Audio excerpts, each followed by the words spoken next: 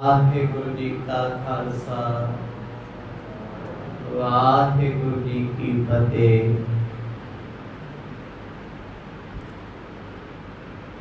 सतगुरां दी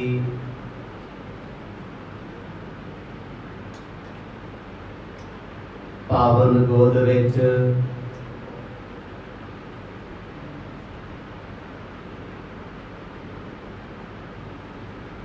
दूरों नेड़ियों चल करके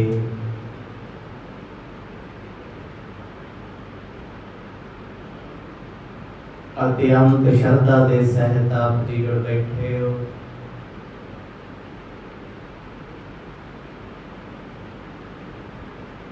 ऐसा वडभागा समा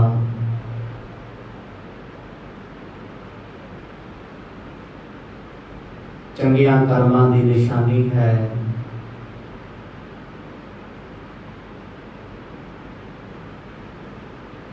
आओ इन्हां घड़ियां नूं गुरु लेखे विच लाइए।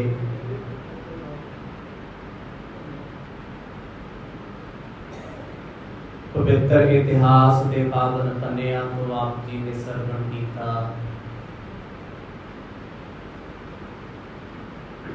जदों सालसराय जौहरी ने गुरु नानक पातशाह जी के दर्शन कीते, अपनी माया मोड़ी है, पर गुरु नानक साहब जियां ने उस माया नूं प्रवान नहीं किया।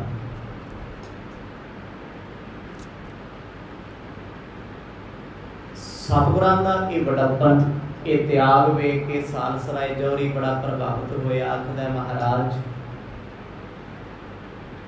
मैनू उपदेश बख्शिश करो। गुरु नानक साहब जी ने शब्द उच्चारण किया, लालो लालियो पाया लालो लाल विसन। जिन्ना लाली नेत्र है दूजा ना जाना।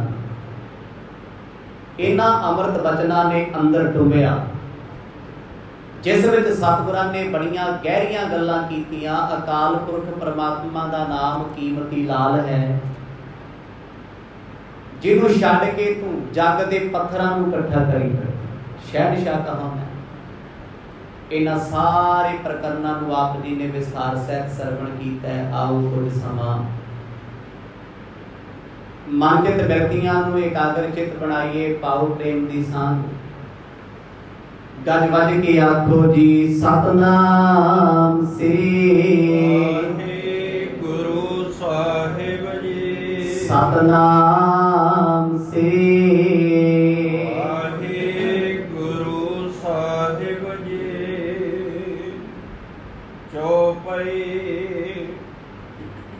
राखे संचलाल जे पजा,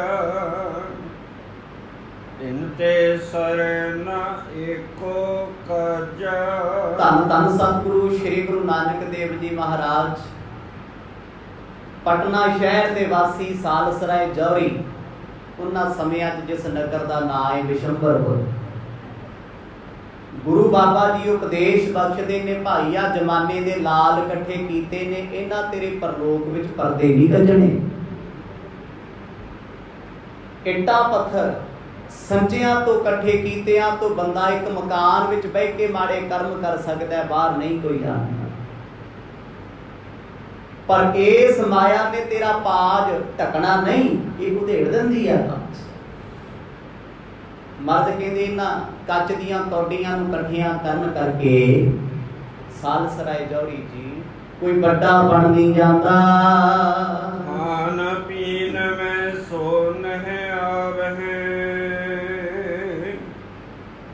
पट ज्यों सीतन देह हटावहे। ये खाते पीते नहीं जा सकते, ये पत्थर ए लाल ए माया, पर इन्हां करके बड़ा कुछ खाधा ते खवाया जा सकता है। जिवें ये माया भट्ठे कोल बैठियां नूं शांति नहीं दे सकती, अग दे सेक कोल बैठियां ये ठंडिया नहीं कर सकती। गुरु पातशाह कहते इस माया ने मन काला कर देना है। कि जिन्ना कुछ तू इकट्ठा कीता इहदा मान ही बड़ा माड़ा है। माया इन्नी माड़ी नहीं जिन्ना माड़ा इस माया दा मान है, अहंकार। सतगुरां दे बचनां नूं बड़े ध्यान दे नाल ਸਾਲਸਰਾਏ ਜੌਹਰੀ ਸੁਣ ਰਹੇ, ਕਿਉਂਕਿ ਇਹ ਅੰਮ੍ਰਿਤ ਬਚਨ ਸਤਿਗੁਰਾਂ ਨੇ ਬਾਣੀ ਦੇ ਰੂਪ ਵਿੱਚ ਆਖੇ ਨੇ। ਆਏ ਹਨ ਜਾਤ ਸਵਸ ਪਿਖ ਰਾਖਤ, ਕਰ ਹੰਕਾਰ ਸਾਹੋ ਨਿਜ ਭਾਖਿਤ।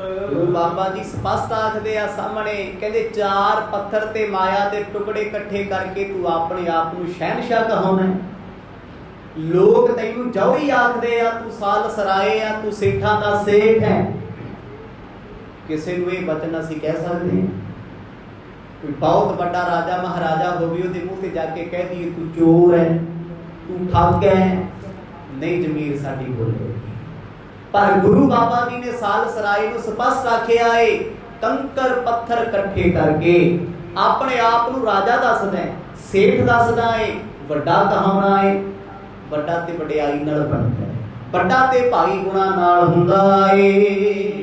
ਕਰਤਾਰ ਨਾਮ ਸਚ ਲਾਲਾ, ਜਿਹ ਕੋ ਮਿਲੇ ਸੋ ਤਨੇ ਹੱਲਾ। ਗੁਰੂ ਬਾਬਾ ਜੀ ਕਹਿੰਦੇ ਵੱਡਾ ਤੇ ਉਹ ਹੈ ਭਾਈ ਜਿਹਦੇ ਕੋਲ ਰੱਬ ਦਾ ਨਾਮ ਹੈ।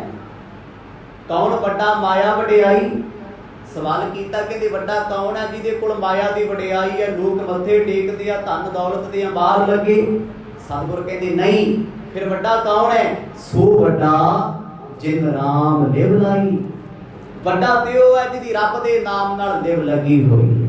ਪਰਮੇਸ਼ਰ ਦੇ ਨਾਮ ਦਾ ਅਮੋਲਕ ਹੀਰਾ ਜਿਹਨੇ ਹਿਰਦੇ ਵਿੱਚ ਰੱਖਿਆ ਏ। ਤੋਹਰ ਲਾਲ ਅਮੋਲਕ ਆਪਣਾ,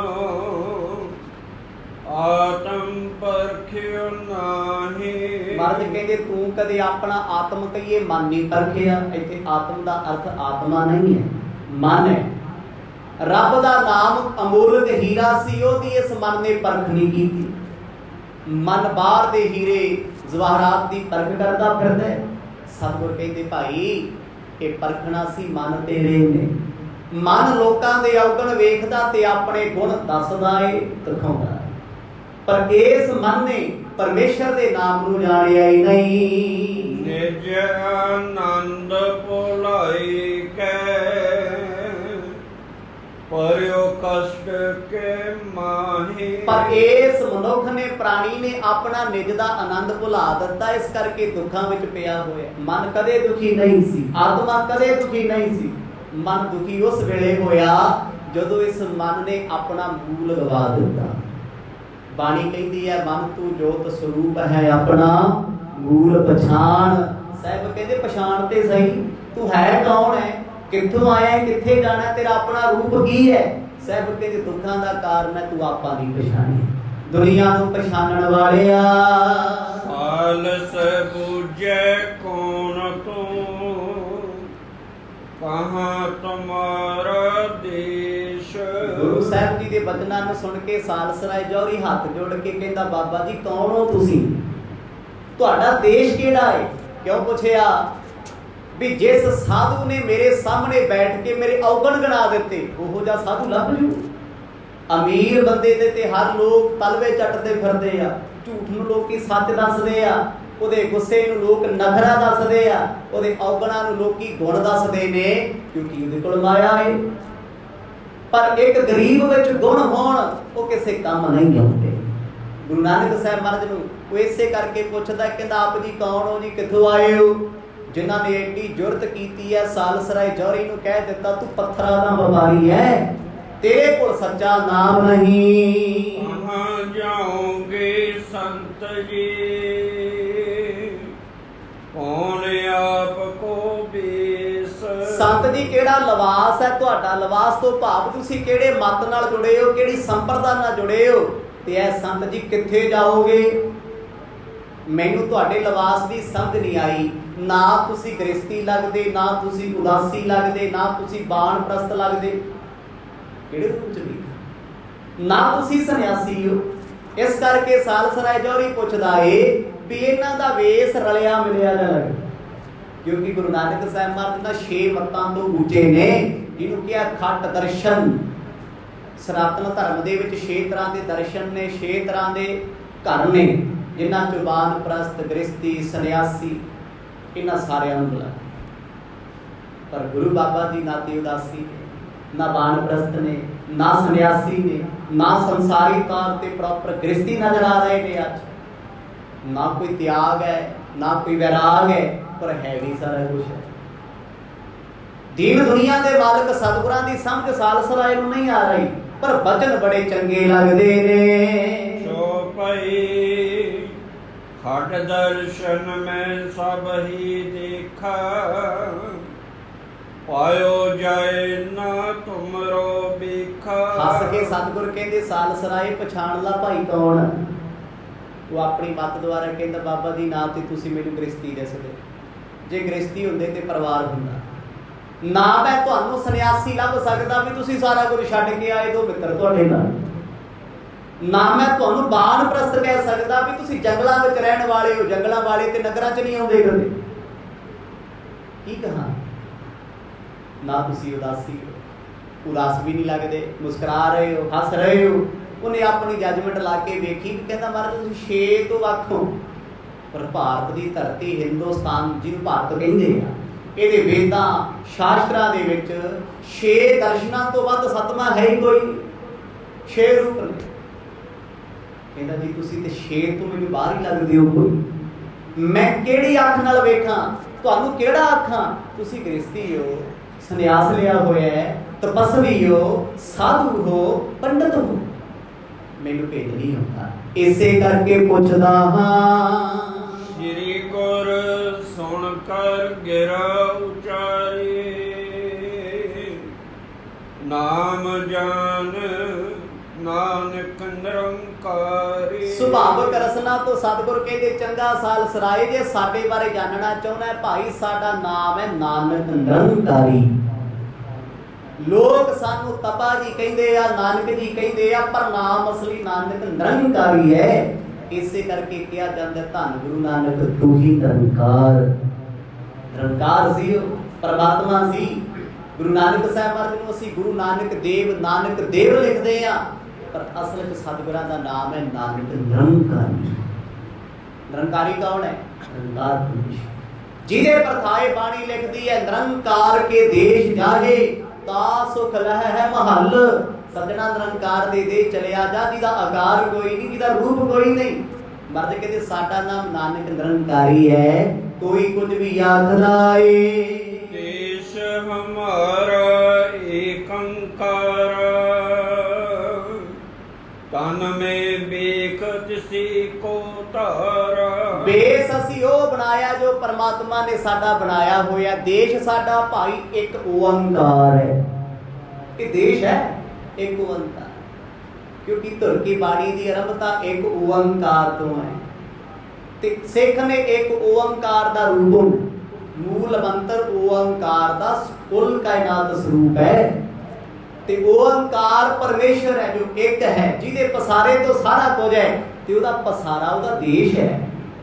ਆਪਾਂ ਕਿਸੇ ਕੰਟਰੀ ਜਾਂਦੇ ਆ, ਕਿਸੇ ਦੇਸ਼ ਜਾਂਦੇ ਆ, ਪਾਸਪੋਰਟ ਬਣਦਾ, ਉੱਥੋਂ ਦੇ ਕਾਇਦੇ ਕਰਕੇ, ਕਾਨੂੰਨਾਂ ਕਰਕੇ ਉੱਥੋਂ ਦਾ ਸਿਟੀਜ਼ਨ ਹੋਣਾ ਪੈਂਦਾ ਹੈ, ਉੱਥੋਂ ਦੀ ਰਹਾਇਸ਼ ਮਿਲਦੀ, PR ਬਣ ਜਾਂਦੀ ਹੈ।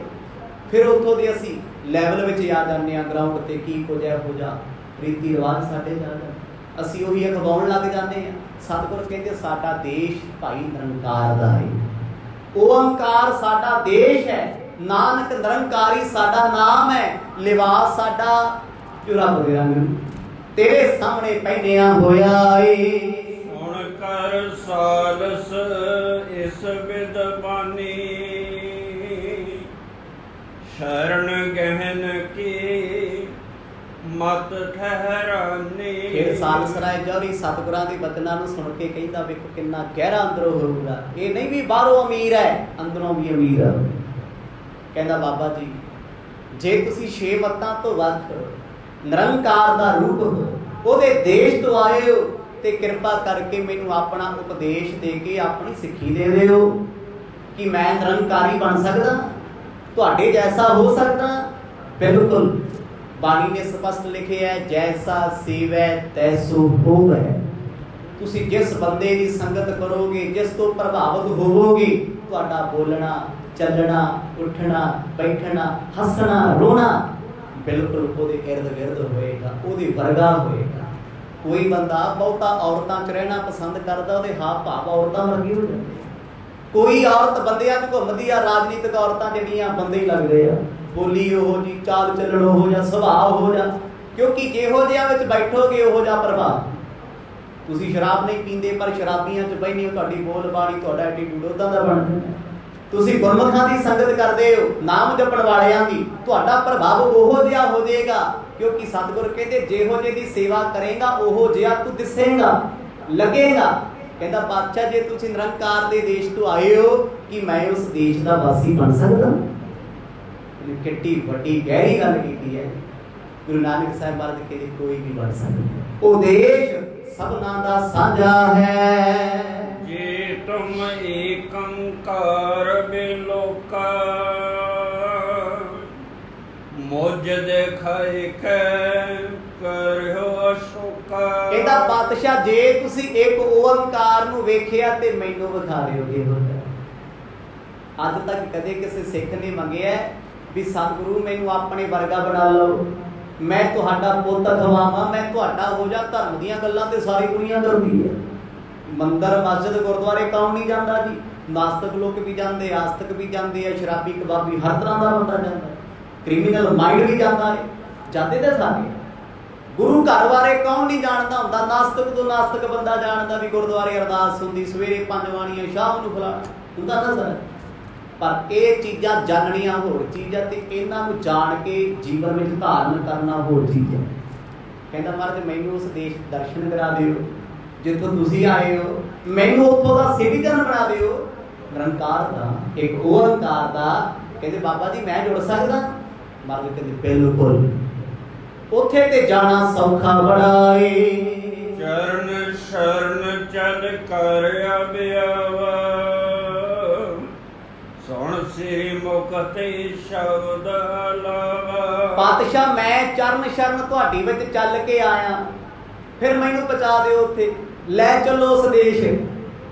ਸੱਜਣਾ ਤੇ ਦੇਸ਼ ਜਾਣਾ ਪੈਂਦਾ, ਜਿਹਨੂੰ ਸੱਜਣ ਬਣਾ ਲਿਆ ਨਾ ਉਹਦਾ ਹੋਣਾ ਪੈਂਦਾ। ਸਾਲ ਸਰਾਏ ਕਹਿੰਦਾ ਜੀ ਮੈਂ ਛੱਡ ਕੇ ਆ ਗਿਆ ਸਾਰਾ ਕੁਝ, ਹਵੇਲੀ, ਧਨ ਦੌਲਤ, ਪਦਾਰਥ, ਜੱਗ ਸਭ ਖਿਆਲ ਛੱਡੇ, ਤੇਰੇ ਦਰ ਤੇ ਆਇਆ ਮੈਂ, ਤੇਰਾ ਹੋ ਗਿਆ।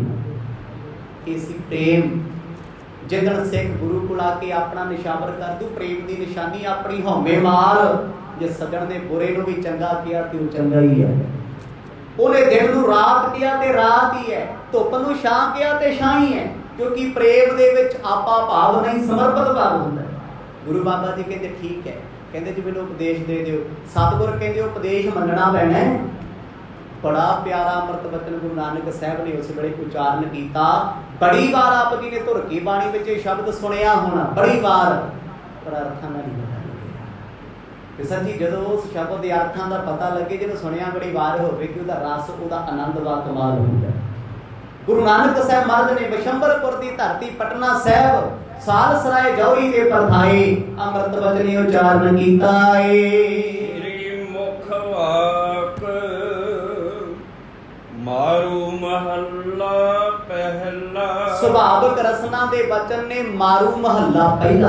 ਰਾਗ ਮਾਰੂ, ਸੰਧਿਆ ਦਾ ਵੇਲਾ, ਮਹੱਲਾ ਪਹਿਲਾ। ਪਹਿਲੇ ਪਾਤਸ਼ਾਹ ਜੀ ਨੇ ਇਹ ਬਚਨ ਉਦੋਂ ਸਾਲ ਸਰਾਏ ਜੌਹਰੀ ਦੇ ਪਰਥਾਏ ਉਚਾਰੇ। ਹੁਣ ਸਮੁੱਚੀ ਮਾਨਵਤਾ ਦੇ ਲਈ ਪਾਰਟਿਕੂਲਰ ਇਹ ਨਹੀਂ ਹੁੰਦਾ ਵੀ ਜੇ ਸਤਿਗੁਰਾਂ ਨੇ ਸਾਲ ਸਰਾਏ ਜੌਹਰੀ ਦੇ ਪਰਥਾਏ ਉਚਾਰਿਆ ਤੇ ਸ਼ਬਦ ਉਹਦੇ ਦੀ ਅਸਰ ਕਰੂ। ਧੁਰ ਕੀ ਬਾਣੀ ਸਾਰਿਆਂ ਦੀ ਹੈ, ਕੋਈ ਵੀ ਪੜ੍ਹੇ, ਕੋਈ ਗਾਵੇ, ਕੋ ਸੁਣੇ, ਹਰ ਨਾਮਾ ਚਿਤ ਲਾਏ, ਕੋਈ ਵੀ ਪੜ੍ਹ ਲਏ, ਅਰਥਾਂ ਦੀ ਸਮਝ ਸਭ ਨੂੰ ਆਏਗੀ, ਆਨੰਦ ਵੀ ਸਾਰਿਆਂ ਨੂੰ ਆਏ। ਇਹ ਨਹੀਂ ਹੈ ਵੀ ਜੇ ਸਾਲ ਸਰਾਏ ਨੇ ਸ਼ਬਦ ਸੁਣਿਆ, ਮਹਾਰਾਜ ਨੇ ਉਹਨੂੰ ਉਪਦੇਸ਼ ਦਿੱਤਾ ਤੇ ਸਾਨੂੰ ਸਮਝ ਨਹੀਂ ਆਉਣੀ, ਸਾਨੂੰ ਰਸ ਨਹੀਂ ਆਉਣਾ। ਮਾਰੂ ਮਹੱਲਾ ਪਹਿਲਾ। ਗੁਰੂ ਬਾਬਾ ਜੀ ਨੇ ਫਿਰ ਅੰਮ੍ਰਿਤ ਬਚਨ ਉਚਾਰਨ ਕੀਤੇ, ਉਹਨੂੰ ਸੇਧ ਦੇਣ ਵਾਸਤੇ ਉਹਦੇ ਮਨ ਨੂੰ ਤਾਰਬੀਰ ਕੀਤਾ। ਪਹਿਲੇ ਬਚਨ ਵਿੱਚ ਸਤਿਗੁਰ ਇਹ ਹਾਲਤ ਦੱਸਦੇ ਨੇ। ਬਿਮਲ ਮਝਾਰ ਬਸਸ ਨਿਰਮਲ ਜਲ। ਬਿਮਲ ਮਝਾਰ ਬਸਸ ਨਿਰਮਲ ਜਲ। ਬਿਮਲ ਕਹਿੰਦੇ ਨੇ ਉਜਲ ਨੂੰ, ਮਝਾਰ ਨਾਮ ਹੈ ਵਿੱਚ ਦਾ, ਬਸਸ ਨਾਮ ਜੋ ਵਸਦਾ ਏ। ਉਜਲੇ ਪਾਣੀ ਵਿੱਚ ਕੋਈ ਵਸਦਾ ਹੈ, ਸਾਫ ਪਾਣੀ ਵਿੱਚ। ਗੁਰੂ ਸਾਹਿਬ ਕੀ ਦਾ ਜ਼ਿਕਰ ਕਰਦੇ ਆ? ਇਹ ਜ਼ਿਕਰ ਆਏਗਾ ਮਨ ਦਾ। ਮਨ ਕਿੱਥੇ ਆ ਸਰ? ਸਰੀਰ ਵਿੱਚ ਹੈ, ਰੂਹ ਦੇ ਵਿੱਚ ਹੈ। ਪਰ ਇਹ ਮਨ कैसे हालातों के नाल वाकफ है ਉਹਦੇ बारे सतगुर जिक्र करते हैं। पर बाहर का एक रूपांतर ये पानी खड़ा कित्थे है? एक सरवर दे विच, एक सरोवर विच, एक ताल विच, जिन्हें छपड़ी कहते हैं। कहते वो छपड़ी पानी नाल भरी है। उजला पानी किहड़ा है? खड़ा पानी कई बार साफ हो जाता है, हरियाई जम के मैल किनारियां ते लग जाती हवा नालों विचों पानी स्वच्छ हुंदा है। मर्द कहते भाई ऐसा जल जो थोड़ा गहरा हुंदा है। पद मन जावल रे, पद मन जावल रे, पदमन कहते हैं। पदम अर्थ है चरना दा। हुण चरना नाल एक शब्द जुड़ता है चरण कमल। पदमन जावल रे, सतगुर कहते कमल दा फुल एक छपड़ी विच खिड़दा है, पर कहते उहदे थल्ले की है? चिक्कड़। कमल हमेशा चिक्कड़ विच हुंदा है, पर पानी उहदे आले दुआले साफ जिहा हुंदा है, क्योंकि साफ हो जाता, चिक्कड़ थल्ले बह जाता है, गार थल्ले बह जाती है। पदमन जावल रे, जावल नाम है जाले का। जिवें अपने घरां च जाले लगदे आ ना, पानी दे विच छप्पड़ां दे विच खड़े पानी च हमेशा जाल हुंदा, जाला हुंदा है जो बूटियां दी जड़ां च पैंदा। कमल फुल दीयां जड़ां जिहदी लोग सब्जी भी बनाउंदे ने, हुंदा कित्थे है?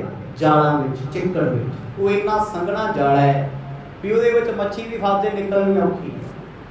ਹੁਣ ਊਟ ਪਟਾਂਗ ਜੋ ਕੁਝ ਵੀ ਹੋਇਆ ਕਵਲ ਫੁੱਲ ਦੀਆਂ ਜੜਾਂ ਦੇ ਵਿੱਚ ਹੈ, ਪਰ ਕਵਲ ਫੁੱਲ ਇੰਨੇ ਚਿੱਕੜ ਵਿੱਚ ਰਹਿ ਕੇ ਵੀ ਬਹੁਤ ਸੋਹਣਾ ਹੈ, ਸਾਫ ਸੁਥਰਾ ਹੈ। ਮਰਦ ਕਹਿੰਦੇ ਨਿਰਮਲ ਜਲ ਵਿੱਚ ਕਵਲ ਦਾ ਫੁੱਲ ਹੋਇਆ, ਪਰ ਉਹਦੀਆਂ ਜੜਾਂ ਦੇ ਵਿੱਚ ਨਿਰਮਲ ਜਲ ਨਹੀਂ ਹੈ, ਜਾੜਾ ਜਾੜਾ ਮੈਲ ਕਹਿ ਲੋ। ਜਿੰਨੀ ਮਿੱਟੀ ਘੱਟਾ ਊਟ ਪਟਾਂਗ ਇਕੱਠਾ ਹੋਇਆ ਸਭ ਜੜਾਂ 'ਚ ਹੀ ਫਸ ਗਏ, ਸਾਰੀ ਮੈਲ ਉੱਥੇ ਇਕੱਠੀ ਹੈ। ਕਹਿੰਦੇ ਉਹ ਜਾੜਾ ਕਵਲ ਦੇ ਫੁੱਲ ਨੂੰ ਡਲਾਉਂਦਾ ਨਹੀਂ, ਉਹਦੇ ਤੇ ਜਾਲ ਨਹੀਂ ਪਾਉਂਦਾ। ਕਵਲ ਦਾ ਫੁੱਲ ਤੇ ਖਿੜਿਆ ਹੋਇਆ ਹੈ, ਹੱਸ ਰਿਹਾ, ਮੁਸਕਰਾਉਂਦਾ ਹੈ, ਟਹਿਕਦਾ ਹੈ, ਪਰ ਕਦੇ ਕਿਸੇ ਨੇ ਸੋਚਿਆ ਵੀ ਐਡੇ ਗੰਦੇ ਪਾਣੀ ਵਿੱਚ ਹੈ, ਐਡੇ ਚਿੱਕੜ ਵਿੱਚ ਖੜਿਆ ਹੈ, ਇਹ ਗੰਦਾ ਕਿਉਂ ਨਹੀਂ ਹੁੰਦਾ, ਮੈਲਾ ਕਿਉਂ ਨਹੀਂ ਹੁੰਦਾ, ਇਹ ਫੇਰ ਵੀ ਖੁਸ਼ਬੂਦਾਰ ਹੈ। ਪਦ ਮਨ ਜਾਵਲ ਜਲ ਰਸ, ਸਤਿਗੁਰ ਕਹਿੰਦੇ ਪਦ ਮਨ ਜਾਵਲ ਜਲ ਰਸ, ਕਹਿੰਦੇ ਉਹ ਰਸ ਸੁਗੰਧੀ ਕਵਲ ਦੇ ਫੁੱਲ ਦੀ ਜਾਵਲ ਨਹੀਂ ਜਾਣਦਾ ਜੋ ਜਾਲਾ ਹੈ। ਕਦੇ ਜਾਲੇ ਨੇ ਫੁੱਲ ਵੇਖਿਆ ਕਮਲ ਦਾ? ਉੱਥੇ ਪਾਣੀ ਦੇ ਚਿੱਕੜ ਥੱਲੇ ਹੈ, ਜੜਾਂ ਨੂੰ ਫੜੀ ਬੈਠਾ ਹੈ ਵੀ ਮੈਂ ਇਸ ਟਹਿਣੀ ਨੂੰ ਡਿੱਗਣ ਨਹੀਂ ਦੇਣਾ, ਰੁੱਖ ਨੂੰ ਡਿੱਗਣ ਨਹੀਂ ਦੇਣਾ, ਬੂਟੇ ਨੂੰ ਸੁੱਟਣ ਨਹੀਂ ਦੇਣਾ। ਪਰ ਪਾਤਸ਼ਾਹ ਕਹਿੰਦੇ ਜਾਲਾ ਕਵਲ ਦੇ ਫੁੱਲ ਬਾਰੇ ਨਹੀਂ ਜਾਣਦਾ, ਉਹ ਅਣਜਾਣ ਹੈ। ਉਹਨੇ ਆਪਣੀ ਦੁਨੀਆ ਬਣਾਈ ਹੋਈ ਹੈ, ਇੱਕ ਤੋਂ ਇੱਕ ਮੈਲ ਇਕੱਠੀ ਕਰਕੇ ਜਾਲ ਬਣੀ ਜਾਂਦਾ, ਜਾਲਾ ਬਣਿਆ ਜਾਂਦਾ ਮੈਲ ਦਾ।